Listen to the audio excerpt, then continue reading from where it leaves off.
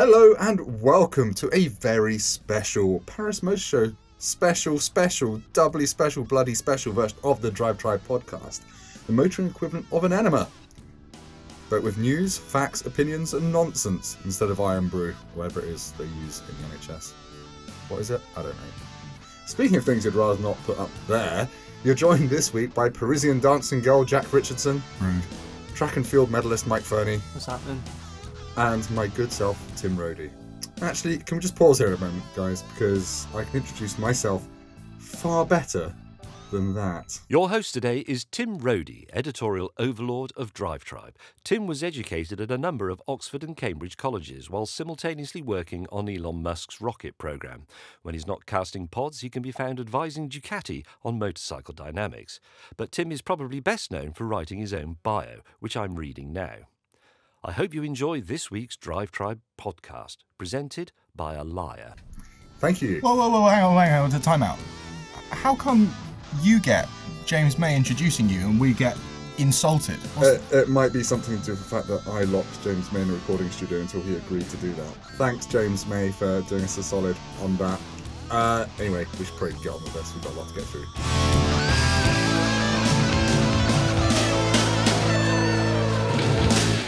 It's going to be a bit of a bumper podcast this week because it's been the Paris Motorshow, one of the two big European motor shows of the year.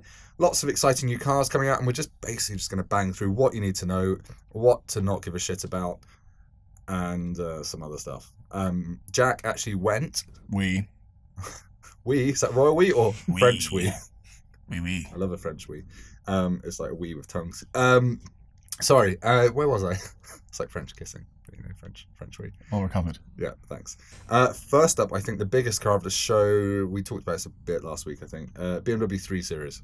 Yes. This is quite big news because a new BMW 3 Series is always big news. The businessman's car. Exactly. You've been like the E30, the E46, the E36 in between that, the E92 or E90, and then the F30, whatever the last one was. And this one's a G something? G20. Is it G20? Isn't that a summit? Isn't that Bob Geldof? Yeah. Isn't that a summit of world leaders? I thought it was G30. That's the 5 Series. Hang on. I mean, for the first time ever, engaged. for the first time ever, DRIVETRIBE podcast is going to try and be actually factually correct. If you can hear me typing, pretty sure it's because I'm just G20. accessing my brain. G20. You're right. It's the G20. I'm factually correct. In fact, they've just revealed the M performance parts for it, including carbon fibre door mirror covers. Ooh. Anyway, sorry. New BMW 3 Series, codenamed G20. I literally am not going to be able to see a 3 Series without seeing Theresa May and like Kim Jong-un. Feed the world. Yeah, Feed the World, Bono. All piling out there like some kind of bad clown joke at traffic lights. Sorry, Mike. You're a big fan. What's it about? Yeah, it's basically the most petrol-heady 3 Series so far. That's what they say. It's got a wider track and longer wheelbase, which means it'll be really stable, which means you can drive it quickly, easier. Wider track means more space between the left and right wheels of the car. Yes, a wider track. Distance between the wheels. a wider width. And that means that you can kind of throw it down a country road and it'll be fairly Yeah. I mean, the old one wasn't particularly unstable, but BMW, their USP genuinely against the likes of the Mercedes C-Class and the Audi A4 is that it's always been the slightly more fun one to drive. Don't forget the Jaguar XE. The Jaguar XE was actually better to drive than the last 3 And series. the Alfa Giulia now in the game as well. That is true, actually. I always forget about that. It seems that there was nothing wrong with the old 3 Series, but it definitely looks like they're under a bit of pressure to make this new one more driver-focused because Alfa and Merc have kind of upped the game recently. I think the most divisive thing about this new 3 Series that's just been announced is its looks.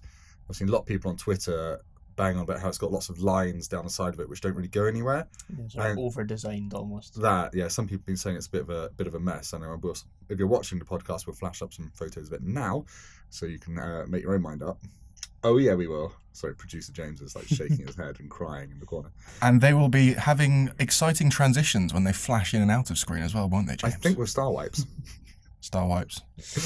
And when they flash on it, it'll go. So yeah, you can start the 3 Series as a 150 horsepower 4-cylinder. That's like the lowest one. Yeah. Or you can have a 265 horsepower, which is the 330D.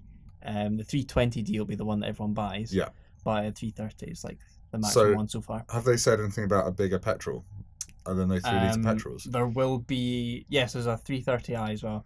But it's less powerful than the 330. Slightly less powerful. There will be a hybrid and then obviously an M car further down the line. Cool.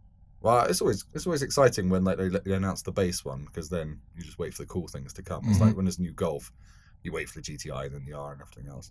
That's the beauty of the 911, by the way, is because they release it, and then until the next 911, they are releasing more exciting ones. Right, it just ramps up, doesn't it? Because they just finished, what was it, the GT3 RS, the 991.2 GT3 RS just came out. And GT2 RS as well. Yeah, and now we've got the new car. Yeah, exactly, which is going to be called the 992.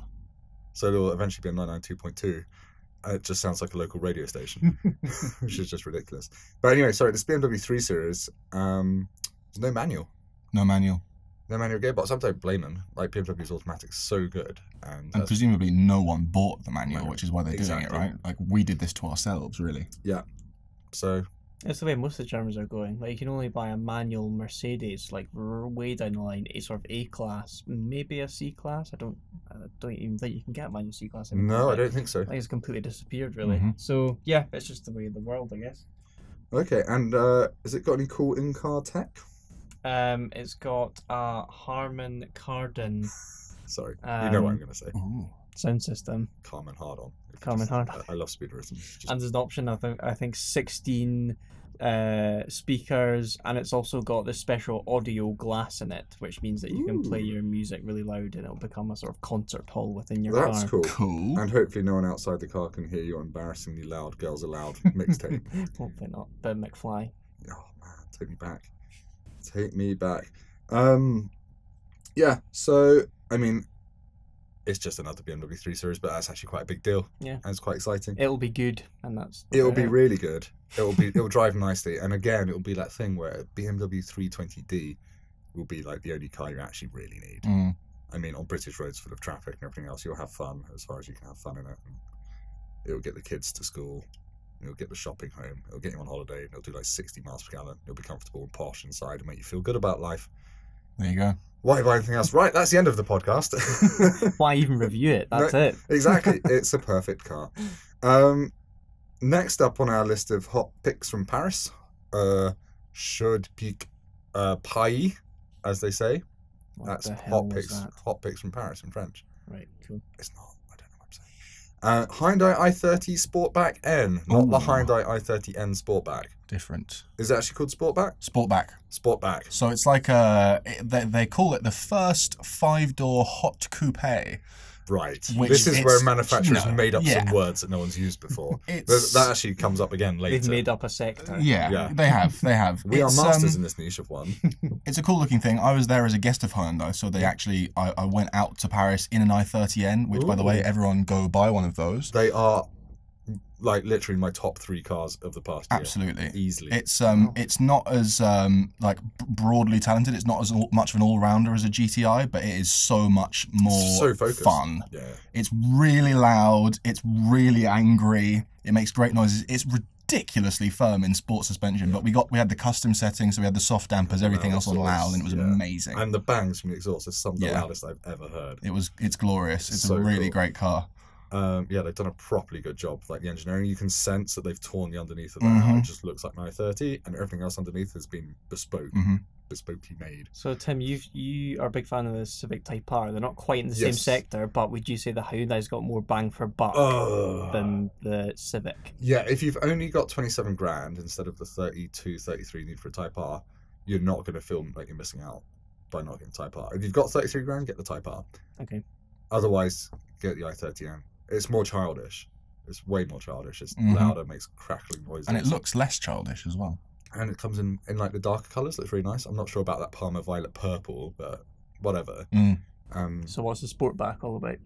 So the Sportback is literally just a kind of, as you'd expect, sort of a coupe version of the hatchback, but it's a cool looking thing. I think it's got a bit of sort of baby C63 about it. It's quite sweeping from the back. Yeah, I like the coupe. I'm a hatchback guy myself. I quite like them, but it's cool. It's something different.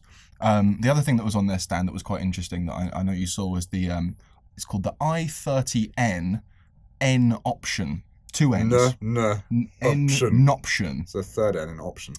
Basically, they had Why this... don't they just call it the option? The option. That's so much better. Hyundai option. So that basically to celebrate the fact that you can now get some crazy performance trim on your i30N, they had a car on the stand with all of them on, and it was like, how many can you spot? What kind of things are we talking about? Ridiculous dive planes, a giant rear wing that looked like something off a rallycross car, chrome wheels, the biggest brake calipers I've ever seen on a hot hatch. It looks like a baby touring car. It's completely bonkers. You can now spec your Hyundai to be the maddest hot hatch on the road. It's unbelievable. Yeah, we'll put a photo of this up now, but that's pretty... I mean, it's got a huge carbon front splitter. See if you can find the wing. Or the wing is pretty cool. Are you spending like 10 grand extra on all this? You spend however much you like. Yeah, it's insane. Now, they're like wheels on it. Polished Oz or OZ racing wheels as well. And you know, all Alcantara, everything inside. It's just nuts. Chunky. Yeah. I want that. Yeah, big fan. Oh my god. That looks like a one-make racer, like, in the making. That's so cool. So it's cool. It seems like Hyundai have taken the sort of momentum from their i30N and really, run with it and now expanding that. So it's pretty cool. Yeah, I think they're just going to be one of those brands over the next couple of years just keeps impressing us. Because expectation of Hyundai doing performance was so low. It was Hyundai, right? And they make your granny's car. And for them to come out of this and just hire the right people from BMW M division, completely thoroughly re-engineer the car. Like the front locking differential on the i30N is so savage. Like you can just floor it out of a tight corner and it just grips and fires you around and you're just giggling like a child. It's not just Hyundai as well. Kia with the Proceed that's just come out. It's such a cool looking thing. Yeah. So it seems like this sort of Korean, almost the Korean premium car companies, because there's some dodgy other ones, but they are just now elevating right up into the sort of same stratosphere as the Germans and Japanese and everything. So. Yeah, I feel like the Germans have been caught in a cycle of just doing things iteratively. They know what their buyers want, so each kind of 3 years they just gently tweak everything. And then Hyundai just like, boom, caught you up in one fell swoop. Have some of that. Yeah, I think like the next Golf GTI has got a lot of competition on its hands. Absolutely. It's going to have to really be something quite focused and interesting. Because, yeah, the i30N, you could take that on a track day. The warranty covers track days in the i30N. As far as I'm aware, I'm sure I'll get correct on that, but I think it does. Hyundai are so cool. And it's like they've got less rules. Cool. The thing about the GTI is if the new GTI comes out and it's super hardcore, well, that's problematic because that's not what the GTI is. Yeah. The Hyundai i30N, they can do whatever they want with that car, and as a result, it's mad. Yeah, exactly. And I think we've got a lot of time to see what the Hyundai N philosophy is going to be. Is it going to be uncompromising track focus with a kind of nod to road goingness, which I think it is at the moment, or is it going to get even more hardcore? Are they going to soften it off? It'll just be interesting to see. Moving away from the Hyundai i30N, other big car that came out, Peugeot E-Legend. I think Peugeot's just released a very pretty styling concept that's going to be electric, and they'll never make it. That's about it, yeah. Right, next. Good. Well done, Peugeot. Audi PB18. Oh, this is lovely. This is my car at the show. Lots of intakes of breath there. It's one of the most incredible looking things I've ever seen. It's like half Le Mans racer, half station wagon. It's amazing. It looks to me like a bit like an R8 that got stretched. If this can be the sort of R8 of 2022, I'll be very happy. It's almost like bread van. Yeah. Really cool. Oh. So we'll put a photo of it up now for those people watching the podcast, but it's got over 700 horsepower. Is it pure electric? Pure electric. It's got a motor at each corner, like Teslas do. Yeah. And it's got the battery system, the sort of development of the e-tron battery system, which means it'll charge up in less than 15 minutes. 15? 15. On their ridiculous charger. On their mental charger that doesn't quite exist yet, but will obviously. By the time that car comes. I mean, they can say that because not everyone has a charger yet. So. What's quite cool about that car is obviously it's a concept; it's not quite real, but there's absolutely no hint of any autonomous features. So a lot of these companies, when they release these electric supercar concepts, it's like, oh, well, when you want to get down a twisty road, push this button and take over. This one, they're like, no, you drive it the whole time. Yeah. Cool. By the way, you can push a button and slide the wheel and pedals into the center and have the McLaren F1 driving position, which will never make it into production, but it's so cool. But I'm just so glad that Audi is still doing stuff like this. because I thought they'd gone through a bit of a stable phase. Okay, the e-tron's cool, but I thought they'd moved their focus away from sporty stuff. And it looks like we've got some really cool stuff coming out in the next couple of years. Makes me very excited and slightly aroused, I won't lie. Looking at that PB18, it's... There's also just like holes in it, so you can see the suspension. Was that a relation from being aroused? That you can see the springs and dampers. You can see. I imagine going down the road, you'll be able to literally see them flexing from behind. Stop it! Sorry, Mike. I've put it up. Stop it! Just put it up on Google Images, and I'm going to have a little moment. It's unbelievable. Look at it from behind. Get the rear view. It's so cool. It's just... Oh, come on! It's just unbelievable. Yes. It's just so cool. And people have been... Well, you realise from the photos, you look at the size of the wheels, I mean, even if they're 20s, the car is so small. It's so... It's very low, yeah. Very low. And you said diminutive, but that's a silly word that no one uses. Yeah, and it's all glassy as well, so it might feel quite nice and airy. I reckon we'll see Iron Man in that at some point. 100%. Great call. Audi does have a good track record of getting their cars into like superhero films. Well, Tony Stark's been an Audi R8 man since day one, hasn't he? Wow. Is there another Iron Man film coming? What are they up to with Iron Man? We might have to... That'll be a massive spoiler if I was to say. Yeah, shake of the head from producer James. Let's just say, go watch the new Avengers film. We'll leave it at that. Yeah. Oh, really? Does Iron Man die? Who's to say? Sorry, I don't watch films. Something quite dramatic happens. Does he walk near a magnet and it pushes him away because he's made of iron? Why did no one think of that in one of the Iron Man films, or did they? Just have... He's made of iron. He's a ferrous metal. Just get Magneto out and he's buggered. Yeah, well, exactly. Fortunately for licensing reasons, that wasn't possible. Otherwise, he was screwed. Is Magneto a magnet? Gandalf. He can manipulate metal. Oh, I thought he was just like something that you use on a plane, an old World War I plane to keep the engine running. Oh, God. Magneto. No, X-Men. Set the Magnetos to... You know what I'm talking about, Magnetos are alternators. They're like alternators, yeah exactly. Yeah. So he's just an alternator walking around.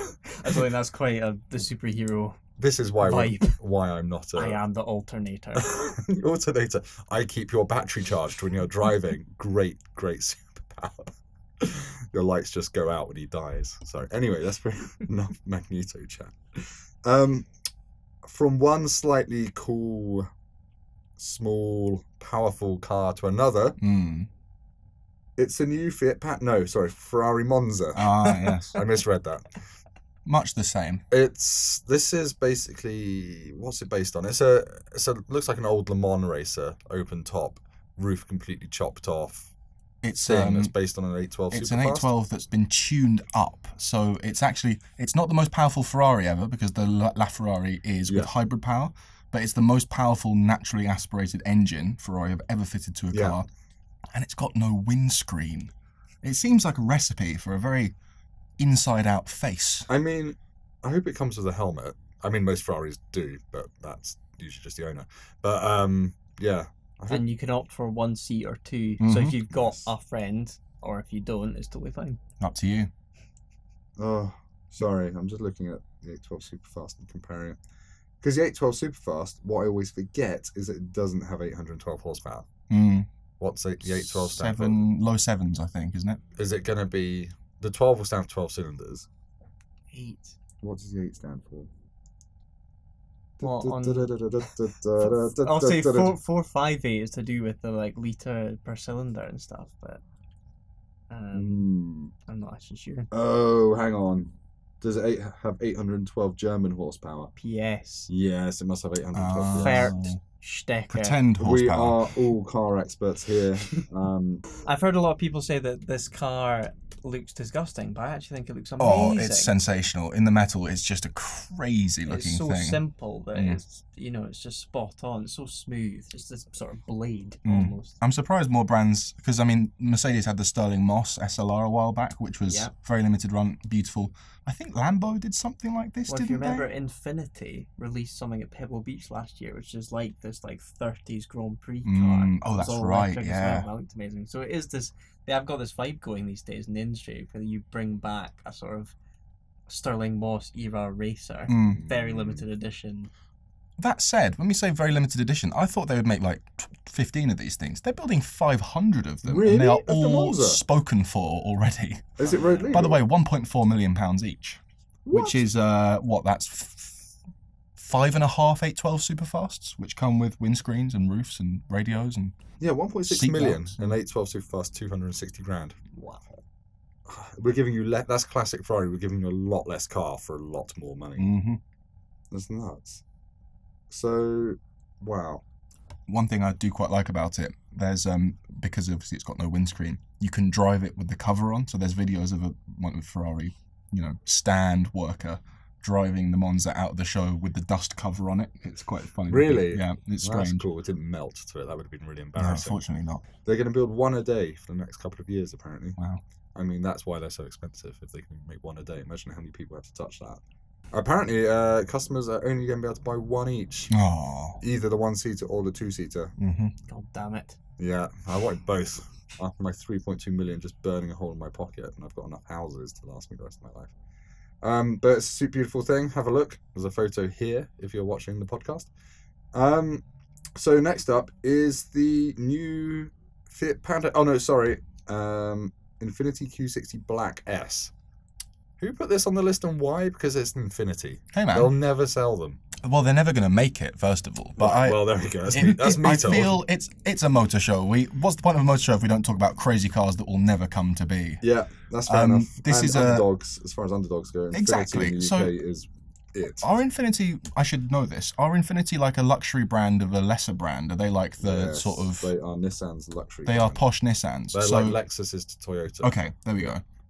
So this is the joint collaboration between Infiniti and Renault Formula One, and they were like, "Hey, let's team up and make a crazy looking thing." And it's, So this.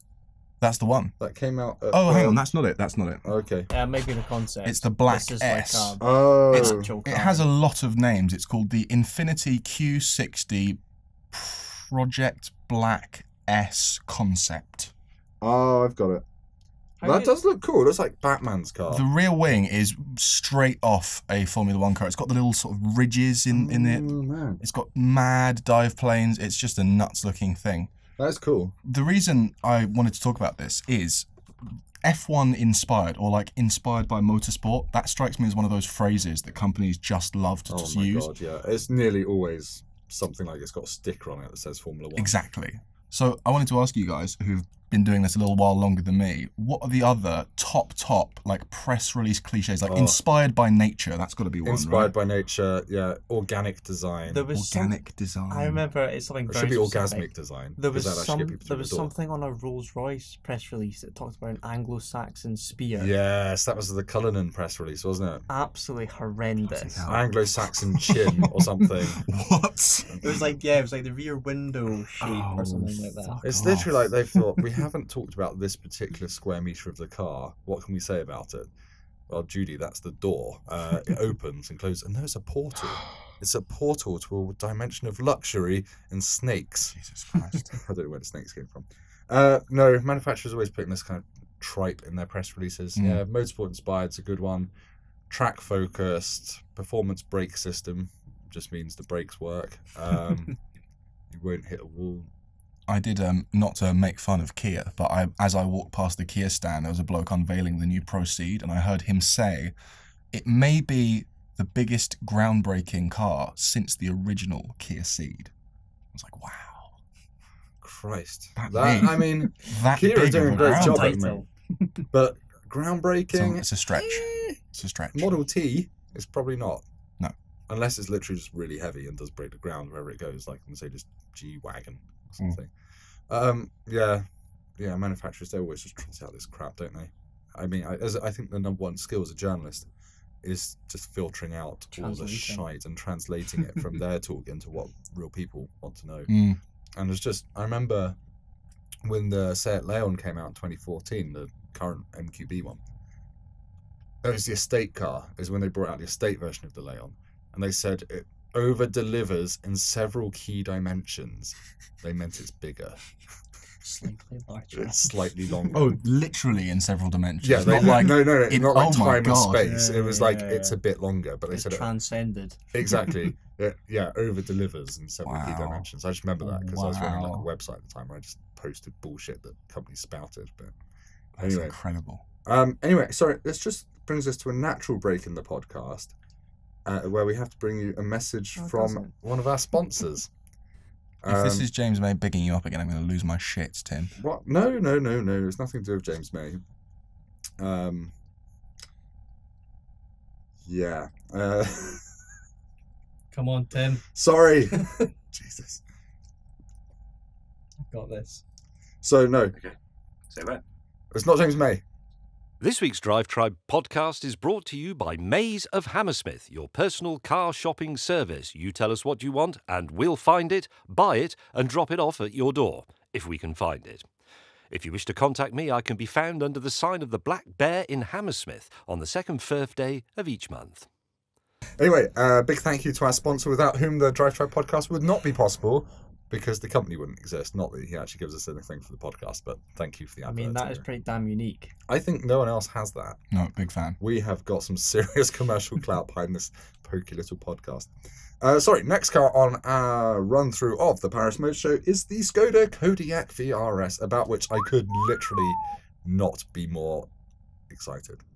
Genuinely. Really? You are a massive Skoda fan in I'm general. a massive Skoda fan, and also a massive Kodiaq fan, because it's just the perfect car. Like, Skoda have got to that kind of BMW 3 Series level of everything you need, nothing you don't sort of thing. Which one's the Kodiaq? Is that not the big 7-seater? Yes. Oh, it is. 5 or 7-seater, but most 5 or 7. And there's a VRS version. There's a new VRS version. So what's the engine?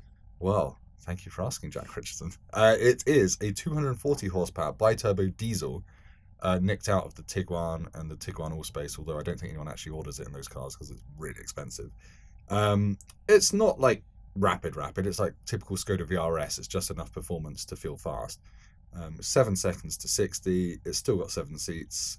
Big news, it holds the Nürburgring record. Oh, that's right. For, imagine the most niche Nürburgring record that a not that fast Skoda SUV that's diesel could possibly hold. 7-seater. Yes. I believe it was Sabine Schmitz as well at the wheel. It absolutely was. Yeah, it was Queen of Nürburgring, Sabine Schmitz, at the wheel. She did a lap of the Nordschleife in 9 minutes, 29 seconds, and 80.84. Sorry, I'm not very good at numbers. Not bad. I think I could probably walk it in that, but... That's 30 seconds. But you couldn't quicker carry than an 6 S-Type people. Jag.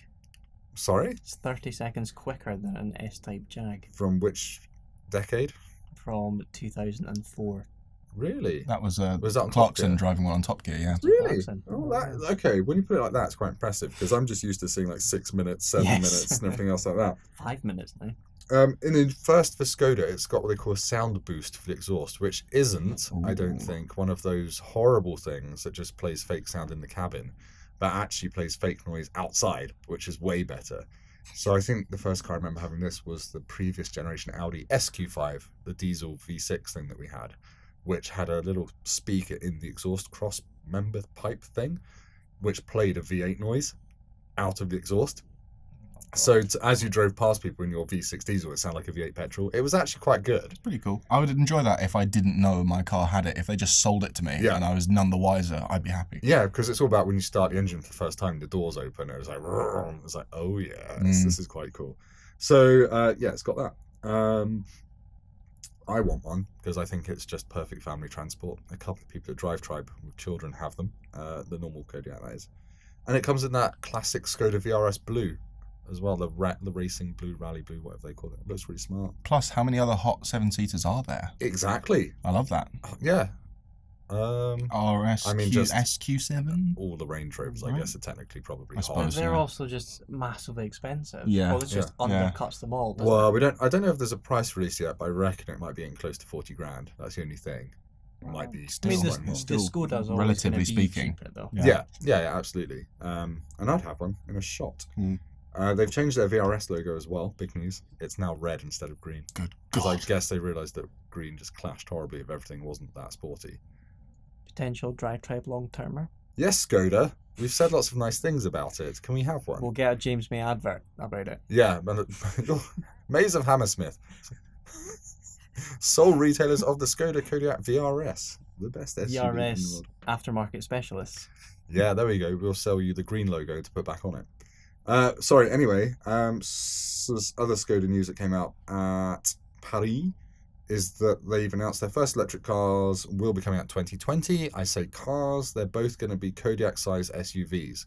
So to me, that sounds like an Audi e-tron kind of sized thing. There's going to be a normal 7-seater size SUV one. Not sure if it's actually going to be 7 seats. And there's going to be an identical one, but with a coupe shape, from what I can work out. Because everyone loves coupe A slopey SUVs. roof.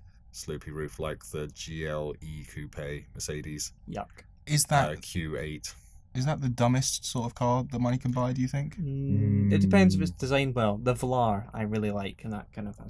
Absolutely. I think the Velar is the most successful coupe SUV out there. Q8's not far behind. Yeah, I haven't really seen the Q8 in the flesh yet. I had a look around one at Paris, and it was massive, but really cool. And apparently there's going to be a hot version of that, which is literally just going to be the Lamborghini Urus, but for half the price. Yeah, it will be, won't it? Yeah, because I've got it's the same thing underneath.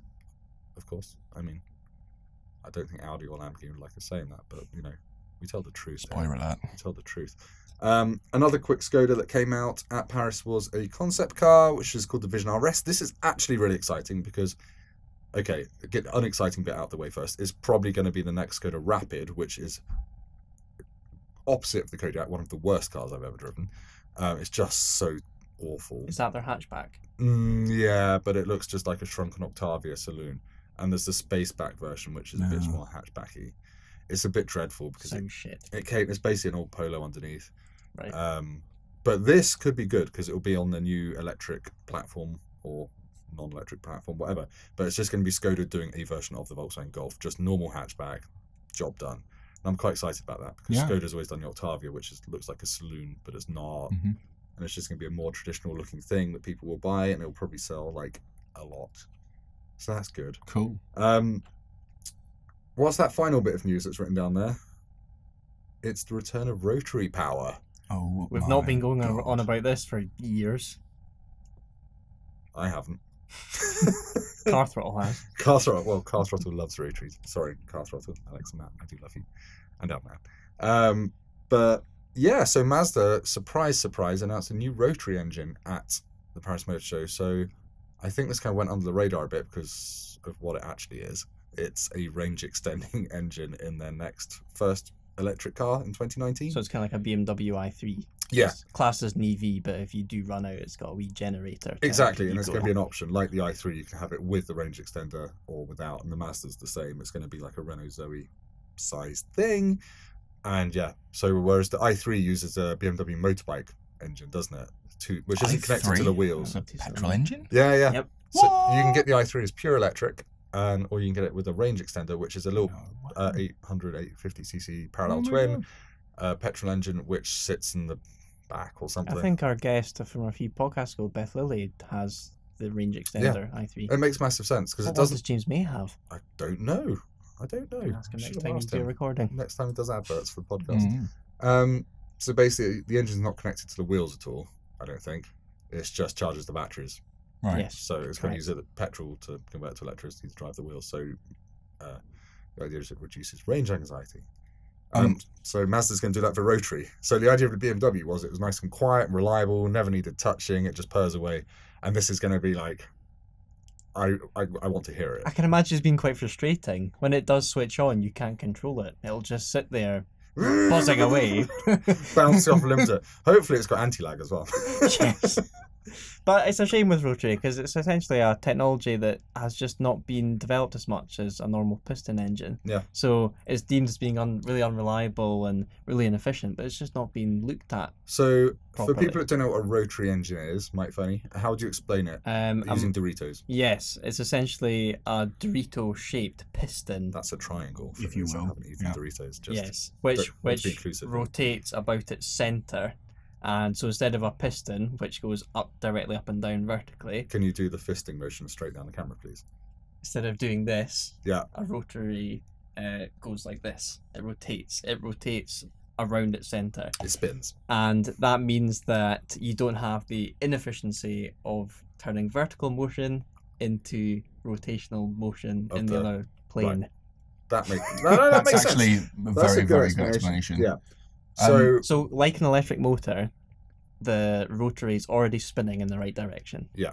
Okay. Why are rotaries deemed unreliable? It's like to do with the tips of them, right? Because it basically brushes the wall. So like in a piston, you have piston rings, which essentially seal off the rest of the cylinder so that oil and any unwanted air doesn't get in. So it's the and bit that rubs the up and down inside the engine, basically. Yes. It's friction. So rotaries have got apex seals at the corners of each bit of the triangle. So it's like a little bit of blue tack on the tip of your Dorito. Yes, pretty much. The three tips. And if that wears down that means you're getting a whole load of unwanted air, a whole load of unwanted oil, petrol. Mixing. The whole mix just goes to hell. So that's like getting a hole through the middle of your piston or your piston ring. Or head gasket failure, which is like a complete shitstorm. Yeah. So yeah, that's why they're unreliable, and they're inefficient because they used oil within the mixture, kind of like a 2-stroke engine. Right. And they also have 2 explosions every rotation, which means they're using twice as much fuel. Right. So basically, if you go and buy the cheapest rotary car you can probably go and buy at the moment, it's like an old Mazda RX-8. Yeah, for like 1,500 quid. Yeah, exactly. Cheap. And they are just notorious for doing about 21 miles per gallon and burning oil and then braking. But they sound good. But they do, and they've got the cool rear suicide doors. Yes, they rev very high. Question for you, Mike.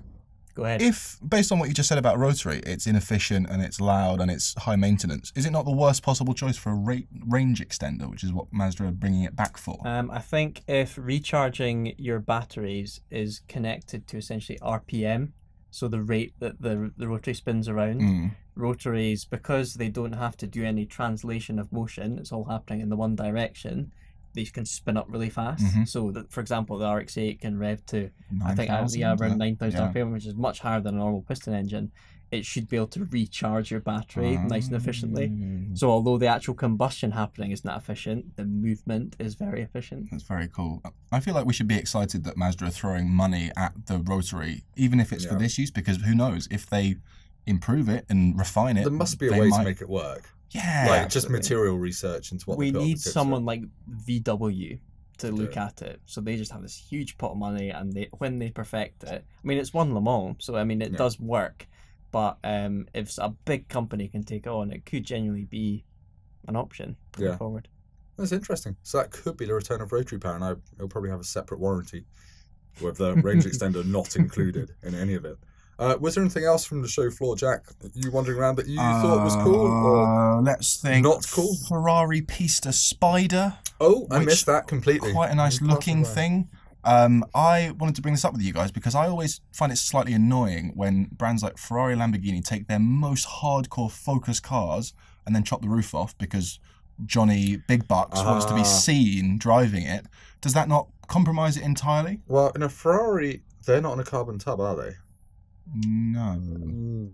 Aren't they aluminium? Although, I'll just throw this in there, having been mean about their car, they're claiming that if you spec it right, the Spider weighs less, which might sound obvious, take but the convertible roof, spec it without a convertible so there's like a lightweight spec it's like a... You'd probably get like a condom to stretch over the roof. Exactly, and little string window winders But it and should be whatnot. lighter because they've taken away something and not replaced it with anything like folding metal hardtop. I would argue that taking the roof off something does make it better. Yeah, like as a driving experience. If I was to buy a McLaren, I'd buy a 570S Spider rather than the 570S. See, this is where McLaren wins because they've got the carbon fibre tub, but all the strength. This is really geeky, I'm sorry, but all the strength is kind of like along the bottom of the doors, so it's actually as strong as the one with the roof, which basically the roof doesn't add an awful lot of strength. Yeah, and also it's just about the experience of having the roof off and the sky. Completely. That's why the Mark III MR2 is the best car you can buy. Just worry that I'd be easier to punch in a convertible supercar, which is how most people react to supercar drivers, you know? Yeah, I once drove through a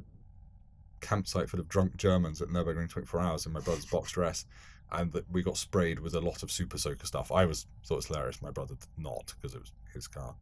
But yeah, I've never had that. I've never had things thrown at me in my MR2. Because presumably people think there's something deeply wrong with me, and they'll just be bullying me. Stay away from him. He's clearly deranged. I think with the Pista, though, you've got an argument in terms of it's essentially a track car, so lobbing the roof off maybe doesn't make too much sense. It's just a bit of a shame that we've come to this point in technology where we can have really stiff convertibles, but we've now got turbocharged engines that don't sound as good. Because when I drove the 488, the normal 488, a couple of years ago, I literally got out of it and said to the man from Ferrari, that was great, that was scary, that was fun. I just want to drive a 458 to get the engine noise. I bet he loved you for that. I mean, I don't know. I think he said it was a fair point, to be honest. But our very own James May, I think, has said on DriveTribe that he was offered a Pista in exchange. Ferrari contacted him, do you want to give us your Speciale back and take a Pista? Oh, really? And he was like, no, I'm keeping my 458 because it's naturally aspirated. Yeah, I know. And that was like the world's greatest naturally aspirated engine, pretty much, as far as I'm concerned. It was like one of the last ones with like the most horsepower per literage without a turbo, I think. specific volume, specific power, whatever it's called. Yep.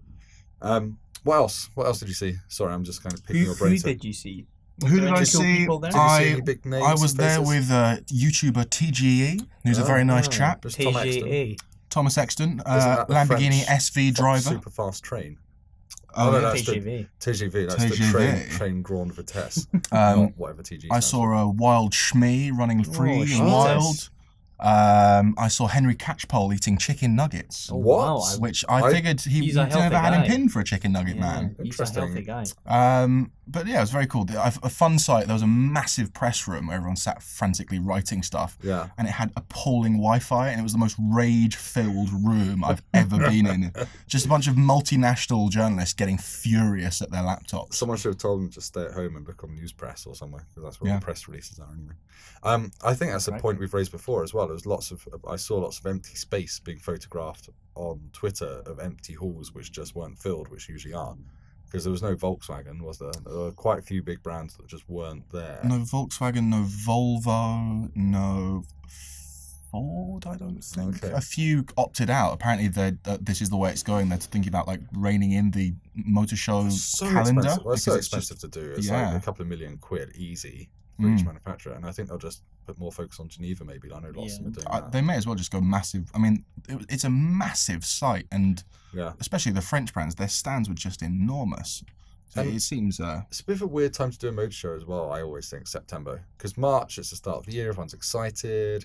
Obviously, all the new car registrations in the UK start in like March. People start buying cars again. And also, Paris does this weird swappy thing with Frankfurt each year. Yeah. And Frankfurt last year had the AMG Project 1 as like the Halo thing. Well, this year we've had the 3 Series. So yeah, exactly. Well, and a Peugeot E-Legend. Oh, there you go. Which is actually a McDonald's chicken burger, just an autonomous one that drives itself into your mouth. That'd be quite nice. With added mayo. Yes. Yeah, well, I go for the barbecue one. Oh wow, nice. It's not as good as a straight up McChicken sandwich though. I don't like McDonald's when they try and do fancy stuff. Today I had 5 chicken selects with double sweet chili dip. Is that sweet chili dip? It's like fire. It's like napalm. I always find it. I like how to have one of those. But then the smoky barbecue as well. It's also just straight calorie juice as well. Yeah, that as well. But that's what you want, to be fair. Do you think you could eat a whole McDonald's chicken select sweet chili sauce pot just with a spoon? I am weird about these sort of things. I would probably gag. Yeah. I'm quite bad at just putting liquid in my mouth. I mean, there's no money involved, just pride. No, I'd opt out of that. I'd do 20 nuggets with it. Yeah. Oh, easily. In a heartbeat. Yeah. Do they do 40 now? Have I heard that they now do double? Yes. Really? Yeah. You just have to ask for family box. box. You just have to ask for 2 lots of 20. I heard rumours of a half and half box that's like 10 nuggets, 10 mozzarella sticks. I've seen that. I saw that in France or Germany a couple of weeks ago. I mean, McDonald's in Germany. I've just come back from a big road trip around Germany and I went to McDonald's almost every day. And now they've got the self-service menu things, which are in English. You can actually see the full extent of the foreign McDonald's menus. It's amazing. You can make your own McFlurry. You could basically add up to 7 toppings, and they charge you 50 cents for each one. I had basically McFlurry that had about 10% ice cream in it, and the rest was toppings. It was so good. Do they have cream egg in Europe? No. Oh shit. No, but cream egg's only kind of a seasonal thing over here. True. McDonald's only comes up around Easter time, I guess. But I also do a thing called Pimp Your Burger. And my friend took a Big Mac, and you can upgrade it to have 6 patties in it. It's so big. Good Lord. That is too much fake beef. You're going to have beef sweat after that. Yeah, I didn't see him go to the toilet for about 5 days. Oh, God. So, and then when he did, he really did. I mean, I just heard a small shot, like single shot being fired from the bathroom. And then the tinkling of broken china. He came out of there a different man. He was a lot thinner. But yeah.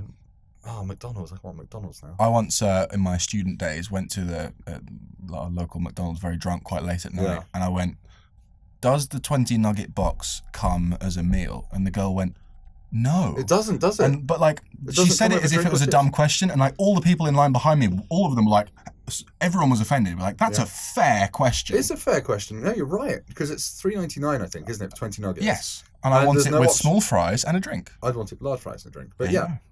But I guess what it should come with is maybe 6 slices of white buttered bread.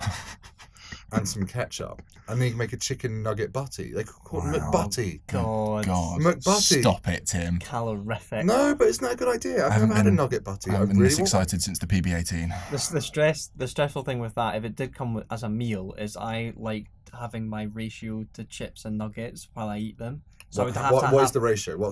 Just is it stoichiometric? Just visually, you want to have like the right amount of chips, the right amount, so that when you finish both at the same time, it'd be a bloody nightmare if you had 20. So do you normally get large chips? Yes. Okay, and 9 nuggets? Not to. 9 nuggets or 6? 9 nuggets. 9 nuggets. So that's probably like 10 chips per nugget or something. All right, I would say 8. Do you bundle them up into like little bundles of logs and just paste them into your mouth at once? I sort of get my hand in a sort of claw. The camera will see this, and sort of claw like that, and sort of you dunk them into, and then you normally get about 8 in a wee sort of circle, almost like a circle of cigarettes. Yeah. And then in they go. Yeah, or a bundle of sticks, and then bang, which technically is called a faggot, but that is a bundle of sticks tied up like that. Oh. It's not homophobic. It's generally what they're called.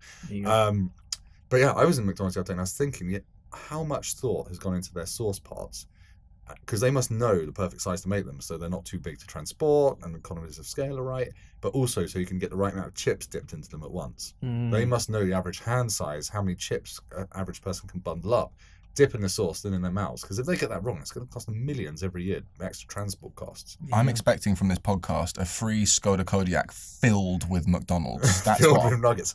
I'm expecting it by Monday. We really deserve one of those things, and it's the Skoda. Hey. Anyway. Look at that, we talked about cars the whole time and it just went off a cliff at the end. I can talk about McDonald's and the vagaries of McDonald's for a long time, because I hate McDonald's snobs. The people are like, oh my god, I never eat there. It's a valid, fast food option. Absolutely. 100% chicken. Exactly. 100% real chicken. I don't believe Potatoes are from British farms. And since they introduced the self-serve checkouts, as I said, my diet has become massively more varied, because I'm aware that you can swap out the chips for a melon bag with your meal, which I occasionally do, or carrot sticks. Yeah, although actually I was at McDonald's with some colleagues from DRIVETRIBE on a video shoot the other day, and Audrey, one of the designers here, she ordered the apple bag, the fruit bag, and it was something like 100 grams of fruit in this bag and 20 grams of sugar. And it was like, it's literally a fifth of that bag of sugar somehow. How have you managed this? Infused fruit. I think so, yeah. Or they've just like squeezed some bees in it. I don't know. I think that's how honey works. Anyway, on that note, we should buzz off. Thank you very much for listening to the DRIVETRIBE podcast, the Paris special, sponsored by Maze of Hammersmith. And Skoda. It's not sponsored by Skoda. Please. I mean, I don't even want sponsorship. I just want Kodiaq PRS. Honestly, having a kid in January, that'd be perfect. At the moment, it's going to have to slum in a Civic Type R. Thanks for listening, Honda. Anyway, I've been Tim. I've been Jack. I've been Mike. This has been DRIVETRIBE Podcast, and do remember to go to the DRIVETRIBE store, which is at store.drivetribe.com, for the latest collection of fantastic Clarkson and Henry May merch and whatever new stuff's gone up this week. There would have been something. Thanks for listening. Play the jingle! Bye.